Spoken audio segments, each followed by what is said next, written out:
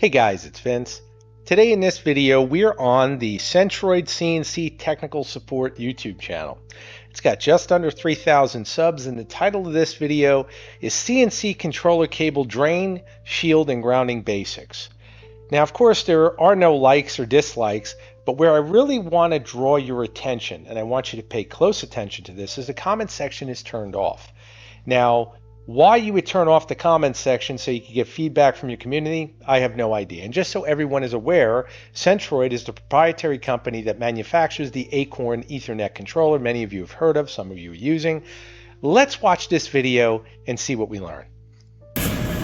All right, so I thought we'd do a demo quick of how interference can be picked up on a cable. So usually that interference is picked up on the cable due to improper grounding.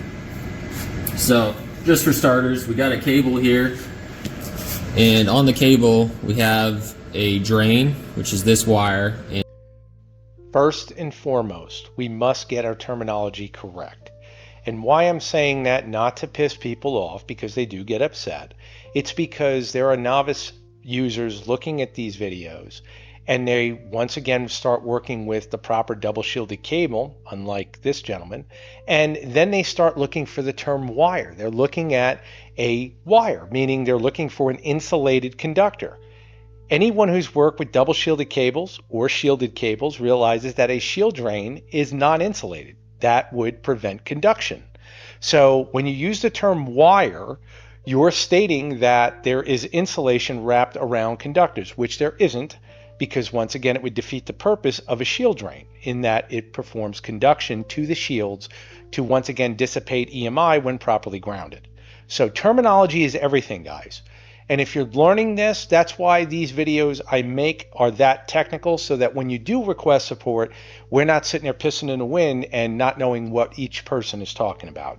And a shield, which is this foil. So this foil and this wire are sandwiched against each other. The foil is wrapped around the wire inside of the cable, and that runs along the length of the cable. And when we're talking about grounding the cable or the shield or the drain, we're talking about grounding the drain here. And this drain is in contact with the shield along the length of the cable, so it also grounds the shield. And that's the purpose of the drain. So we've got our cable here, and just for demonstration, we're not going to connect this to anything, but I'm going to just... And I want to just be concise just starting the video. You should never be using single shielded cable with a CNC production robot of any caliber scale, of any caliber size, whether you consider your applications hobby-based or you consider your applications professional-based.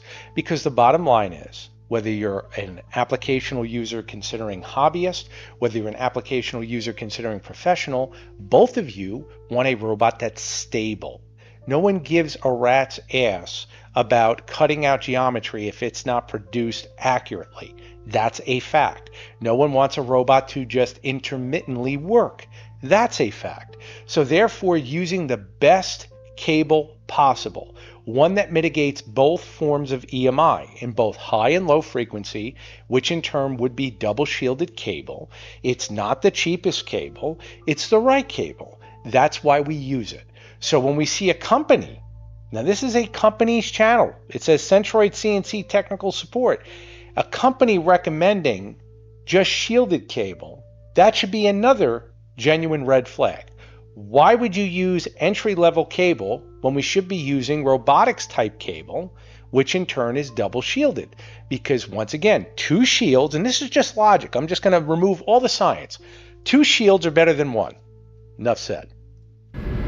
Coil this up quick, and we're going to just throw it in our cabinet here. We kind of have a messy cabinet that we're using to demonstrate. We're just going to lay this in the cabinet, not connected to anything, and we're looking at it with the scope. So the scope is connected to one of our wires running into the cabinet, and as you can see, we're already picking up some interference there. Now pay attention, we've got a resistor connected right here. And of course, he's going into the science project portion of this, but just pay attention to that. We'll see where he goes. The cabinet is powered on and the drives are enabled. And so no shielding hooked up or grounded. The wire's just floating there. We can see all the interference we're picking up.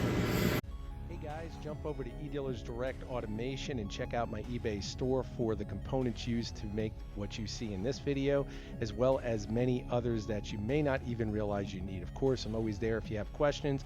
Message me and I'll get back to you as soon as possible. And of course, I do custom engineering as well as consultations. Thank you for watching this video and your support. Take care.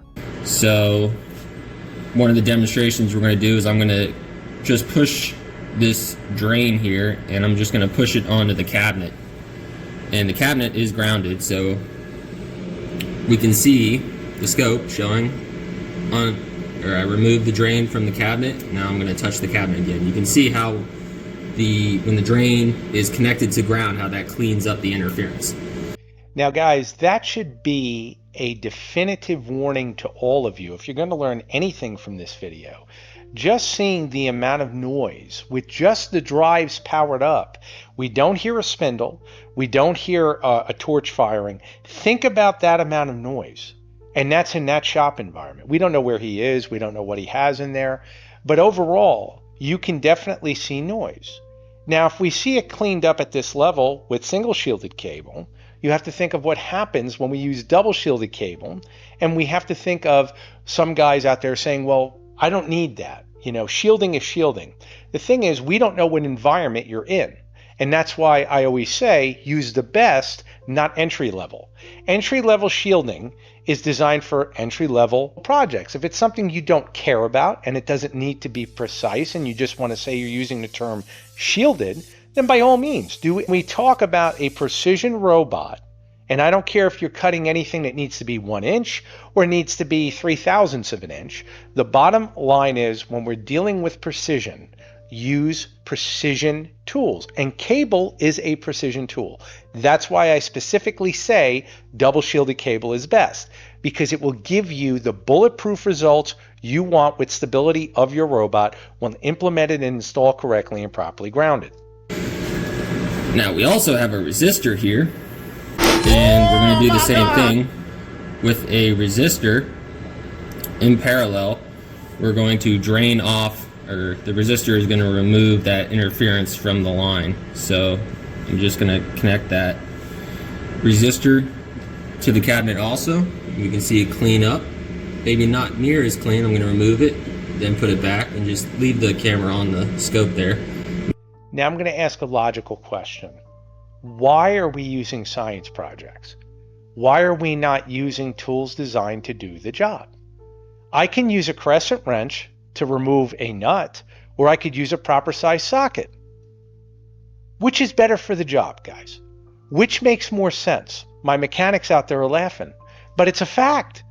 Why are we trying to hack our way to getting the result we want? This is why I get paid. I get paid because we don't want videos like this. We want truth. Truth is, use the correct tool, have no problems. Use hack tools, you're on the form for hours.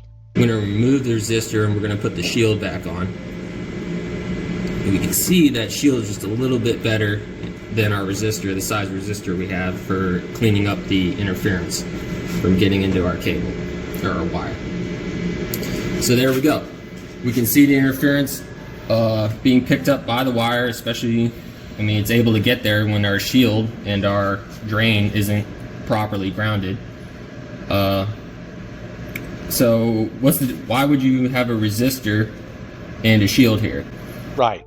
So a shield and drain, it's just wrapped around the wires and protecting them from noise, and there's no signal or anything going on with that shield, and so that's why we can just drain it straight to ground without hurting anything else. We just want to remove, all it has is noise on it, and we're just... The reason we use a shield is that is what that tool inside the cable is designed for. That's it.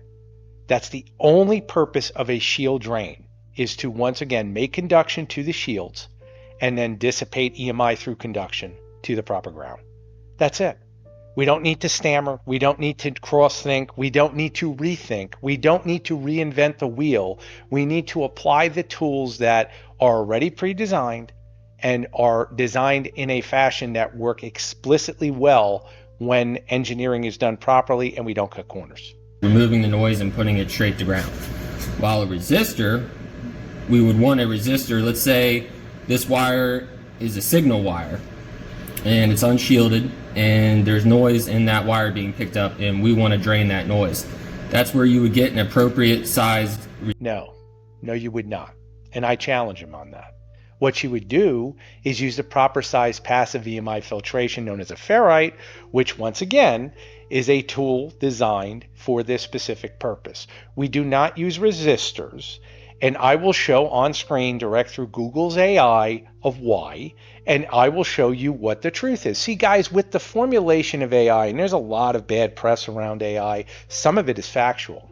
The thing you need to realize is AI in the future, and I'm telling you this so you guys all can watch it because it's unfolding as we speak right now, and that is that it's going to expose more and more of the truth. There isn't going to be biased people talking about what they do to be considered as fact.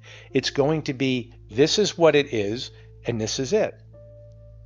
It's not about a company. It's not about someone trying to make sales. It's about fact. What you're going to see here on screen is the truth. Resistors are not designed for this application. If we want to mitigate EMI without using the proper double shielded cables, the next best thing is passive EMI filtration through magnetism, and that magnetism would be through a ferrite. It's very simple.